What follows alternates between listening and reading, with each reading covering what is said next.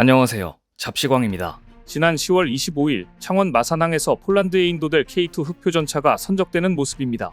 폴란드 국방색 상징인 올리브 그린과 폴란드 국기를 부착한 K2 전차를 크레인이 들어 선박에 싣기 시작합니다. 이날 선적된 물량은 올해 마지막 구차 물량 7대로 45일후 폴란드 그디니아항에 도착할 예정입니다. 지난 10월 27일 K9 자주포 16문도 폴란드 그디니아항을 향해 출발했습니다. K2 전차 K9 자주포 둘 다 올해 마지막 물량이고 내년 물량을 현재 생산 중에 있습니다. 이로써 폴란드는 K2 흑표전차 총 84대, K9 썬더 자주포 총 144문을 보유하게 되었습니다. 선적 대기 중인 K9 자주포도 포착됐습니다. 파란색 천으로 덮여있던 자주포문은 이미 폴란드로 떠났고 오는 12월에 인도할 8문은 막바지 작업 중입니다. 그런데 놀라운 것은 지난 10월 25일 한국이 폴란드에 보낸 물량은 당초 다음 달에 보내기로 계약한 물량인데요. 한국은 납기일보다 앞당겨 보낸 것이었습니다. 미국과 독일 등 방산 강국들은 납기를 못 맞추기 일쑤인데 이처럼 한국은 약속보다 일찍 보내는 미친 배송 능력을 자랑하고 있습니다. 이러한 한국의 미친 배송 속도에 해외에서도 난리가 났고 심지어 동유럽 국가들 중에는 러시아 전차를 모두 폐기하고 한국산으로 갈아타겠다는 나라들까지 나오고 있습니다. 또 어떤 나라가 K2 전차를 원하는 것인지 오늘은 이 소식 자세히 전해드립니다. 동유럽에서 폴란드, 루마니아에 이어 K2 흑표전차를 원하는 나라는 유럽의 관문이라 불리는 아르메니아입니다. 아르메니아는 주변국과 크고 작은 분쟁이 잦은 나라로 특히 옆나라 아르제바이잔과는 역사적으로도 갈등이 깊고 여러 차례 전쟁을 반복해왔으며 최근 러시아, 우크라이나 전쟁 등으로 국방력 강화에 뛰어들 수밖에 없는 입장에 놓여 있습니다. 그런 아르메니아에게 폴란드와 루마니아가 한국으로부터 전차와 자주포를 도입하자 아르메니아는 한국의 방산무기에 드디어 눈을 뜨기 시작했습니다. 폴란드 군사매체 디펜스24와 아르메니아 언론들은 수렌 파피키안 아르메니아 국방장관이 얼마 전 한국을 방문해 K2 전차 구매 가능성을 검토했으며 현재 아르메니아 정치권은 한국의 K2 전차에 지대한 관심을 갖고 있다고 보도했습니다. 아르메니아의 주력 전차는 과거 소비에트 연방이 개발하고 러시아가 개량한 T-80U로 현재 약 150대를 운용 중입니다. T-80U는 1983년 개발에 착수해 1985년 실전 배치된 전차로 대한민국 육군도 불곰 사업을 통해 1996년부터 30세대를 도입해 교육, 실전용으로 쓰고 있는 그 전차입니다. 아르메니아와 국경 분쟁을 겪고 있는 아제르바이잔은 T-72 계열의 전차를 약 400대 운용 중이며 아르메니아보다 더 현대적인 T-90S 등도 갖추고 있습니다. 상황이 이렇다 보니 불과 100여 대, 그것도 구소련의 구형 전차를 보유한 아르메니아는 신형 전차 도입이 시급한 상황입니다. 디펜스24는 궁극적으로 아르메니아 정부가 한국 정부의 금융 지원을 받아 100여 대의 구형 소련제 전차를 한국의 K2 전차로 교체하는 것을 목표로 삼게 될 것이라고 보도했습니다. 한마디로 러시아 전차 대신 그 자리를 한국 전차로 채울 것이라고 전망한 것입니다. 만일 아르메니아가 정말 대한민국으로부터 무기를 구매하게 되면 아르메니아가 러시아에 대한 의존에서 탈피하게 되는 중요한 계기가 될 텐데요. 여기에 더해 디펜스24는 아르메니아는 한국으로부터 K200, K808과 같은 병력 수송 장갑차나 K21, AS21 레드백 같은 보병 수송 장갑차, K30 비오와 같은 대공포 등이 있을 것으로 예상했습니다. 한편 한국의 K2 전차는 한국군의 주력 전차로 2014년부터 실전 배치됐으며 산악 지형에서 높은 성능을 발휘하는 반능동 유기압식 암내장형 현수 장치를 세계 최초로 채택해 국토의 86%가 산악인 아르메니아에게 가장 적합하다는 평가를 받고 있습니다. K2 전차의 대표 기술인 반능동 유기압식 ISU는 궤도차에 필수 장착되는 포션바가 차지하는 무게와 공간을 줄여줍니다. 또 센서를 통해 지형에 따라 전자적으로 서스펜션을 조절해 기동성과 승차감, 기동간 사격령 중률을 크게 높인 것이 특징입니다.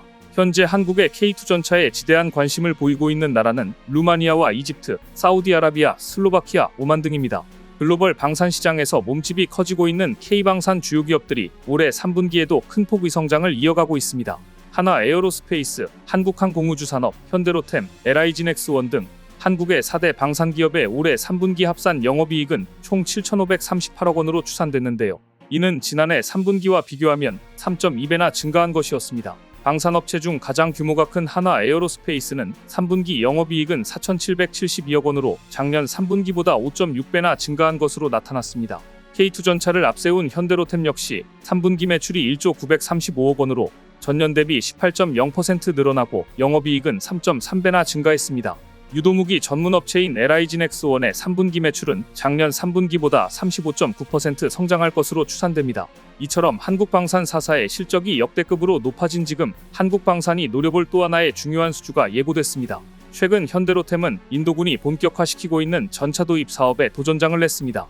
인도도 지금까지 운용하던 러시아 전차를 폐기하고 새롭게 20조 규모의 전차 사업을 추진했는데 드디어 승인이 난 것입니다. 최근 인도 국방부는 수년간의 고민 끝에 20조 원 규모 전차 사업을 승인했습니다. 인도 육군의 미래 대비 전투 차량 도입 사업으로 러시아 T-72 전차를 폐기하고 미래 전차 도입하는 것을 골자로 하고 있습니다. 인도 육군의 미래 대비 전투 차량 사업은 오는 2030년까지 차세대 전차 1770대를 조달하기 위한 것으로 인도는 2025년까지 사업자를 선정해 계약을 체결한다는 방침으로 내년쯤 입찰 공고를 낼 전망입니다.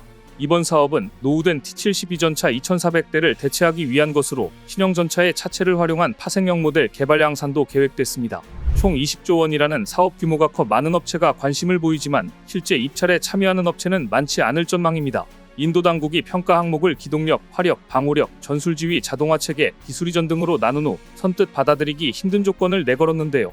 이를테면 기동력은 선진국 모델의 3.5세대 전차 수준을, 방호력은 미 육군의 M1A2를 상회하는 장갑 능력을 요구하는 식입니다. 특히 자국업체와 협력을 통한 현지 생산 및 기술이전을 조건으로 내걸어 기술이전을 극도로 꺼리는 독일의 크라우스 마파이베크만 및 라인메탈, 영국의 베이시스템즈, 미국 제너럴 다이내믹스 등 글로벌 방산 큰손들은 참여를 꺼릴 것으로 예상됩니다. 반면 현대로템은 현지 생산 및 기술이전에 적극적인 편이어서 인도 당국의 방침이 기회로 작용할 전망인데요. 현대로템은 대규모 수주를 따내려면 우선 제품 성능이 중요하지만 수출국의 지역사회에 기여하는 현지화 전략도 필요하다고 보고 있습니다. 실제로 현대로템은 노르웨이 당국이 추진하는 약 1조 6천억 원 규모의 차세대 전차 사업을 따내기 위해 현지 최종 조립을 제한하기 위해 잠재적 협력사들과 논의하고 있는데요. 이런 노력으로 2008년에는 당시 터키의 K2 흑표 생산 기술을 수출하기도 했던 것입니다. 따라서 방산업계는 이번 인도 전차 도입 사업은 프랑스 지하사의 르클레르와 우리나라 K2 흑표 간 2파전이 될 것으로 전망합니다. 프랑스 지하사도 현지 생산 및 기술 이전에 적극적인 것으로 알려졌습니다. 하지만 프랑스 지하사의 르클레르는 1990년대 초에 개발 완료된 모델인 만큼 2008년 개발 완료에 2015년 실전 배치된 K2 흑표가 성능면에서 앞선다는 평가입니다. 여기에 현재 개발 중인 K2 흑표 전차 후속 모델로 입찰에 참여하면 유력 후보에 오를 전망인데요. 현재 운용 중인 K2 흑표 전차는 주포로 120mm 55구경 활강포를 장착했고 기동력은 1500마력의 엔진으로 최대 속도 70km를 발휘합니다.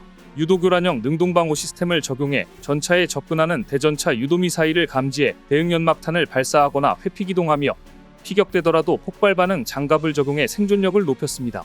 K2 전차 후속 모델에는 인공지능 기반의 차량 운용체계 등 미래 신기술을 적용할 예정인데요. 이를테면 다목적 미사일로 무장한 포탑은 무인으로 운용되고 또 360도 상황인식 장치, 능동 방호 장치, 다목적 드론 등 첨단 장비를 탑재해 미래 전장 환경의 다양한 위협을 제압할 수 있을 것으로 기대됩니다. 기술적으로나 가격 면에서나 그리고 기술 이전에 대한 열린 자세로 보나 이번 인도 전차 도입 사업은 한국이 가장 유리해 보이는데요. K2 흑표 전차가 폴란드, 루마니아, 노르웨이 등에 이어 인도 국경까지 누비는 날이 조만간 현실이 될 것으로 예상됩니다. 오늘 준비한 소식은 여기까지입니다. 댓글을 통한 여러분들의 많은 의견 기다리겠습니다. 시청해주셔서 감사합니다.